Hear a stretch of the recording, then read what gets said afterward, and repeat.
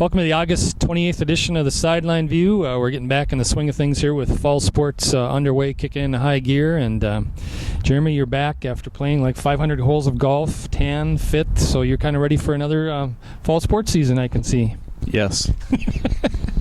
That's a good answer. Well, kicking it off here, let's talk a little bit about Warrior football literally kicks off their first game at Adamson Field on the new turf there. They play Fergus Falls at 7 o'clock Friday, and it's going to be kind of Fergus Falls has only 40 guys on the roster, but I know talking to their coach, Steve Olson, yesterday, he said that they have, he thinks some better skill position people, some more quickness, so maybe it'll be a better game. Last year, Brainerd won 72-14.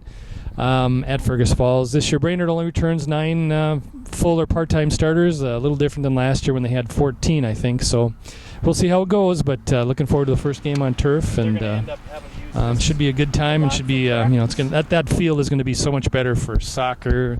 I know lacrosse is going to be using it as well, and lots of people practicing on it just because there's less space at the high school now with the construction still underway, so it should be fun to start that off. Do spectators need to know anything? Are the seating still the same, or parking still the same? Everything in regard to that is I'm not sure what the protocol is for on the turf, like with spikes, for example, soccer spikes, or even those are rubber, but I mean football, I'm not sure what they're going to do. I know they have pads in certain areas where people are walking across, but it's a good question. I know I've been asked that a couple times. What do you do with, can people stand on it? Can they still run on it? And I don't know if that's even ready yet. But anyway, you saw some tennis, and what was your impressions of Brainerd Warrior tennis on Tuesday? Brainerd Warrior tennis, they looked good. Obviously, a good doubles team in Brooke Mimick and Ashley Fitterer. They finished third last year in the section.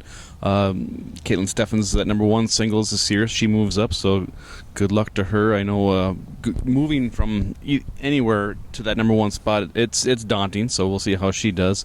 But it looks like they have a full roster. They filled it out pretty nicely. Lisa Salo's got a nice team. They took it to Fergus Falls on Tuesday, and Fergus Falls didn't really have much, though, so we'll see. Obviously, the team to beat for tennis is St. Cloud Tech, so we'll see how it ends up for them. What did you think of the new courts? They have 8 new tennis courts, which was part of the project with the stadium field and the track.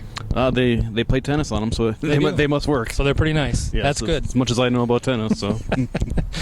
I'll get my first look at the Warrior girls swim team here tonight. They got off to a big start against Bemidji on Tuesday. They were really led by senior Fallon Ryan and freshman Katie Strife. Katie was the MVP last year of the team, and Fallon's been a perennial state entrant, and they're looking for big things again. They went unbeaten last year, so I would imagine they'll be somewhere close again to that this year. So let's see. We have CLC volleyball. I know has already played 4 matches. They open up at home this weekend, Friday, Saturday. CLC football opens up on the road. I believe they're at Fergus Falls on Saturday. So we've got the full slate, and you've got the cross country coming up tomorrow. That run for your melons and vegetables and everything about fruits. At Forest View, not at the Arboretum where it normally is. It's going to be at Forest View. The visiting teams and the runners seem to like it there better than the Arb because of all the sand at the Arb. They have trouble with it and don't really like it, so they're going to Forest View again, which is fine by me because then you can see a little bit more of what's going on. Top runners there for Brainerd. What are you expecting? You wrote the preview story in today's dispatch. What are your thoughts? Well, see, for the girls, it's kind of an unknown. Faith Watson is coming off a nice spring season of track and field, but and Allie Crochet is their top returner, but she didn't get to run it all this summer because of injuries. So on the girls' side, it's kind of a wait and see. I'm sure they'll be fine at the end of the year. They usually are.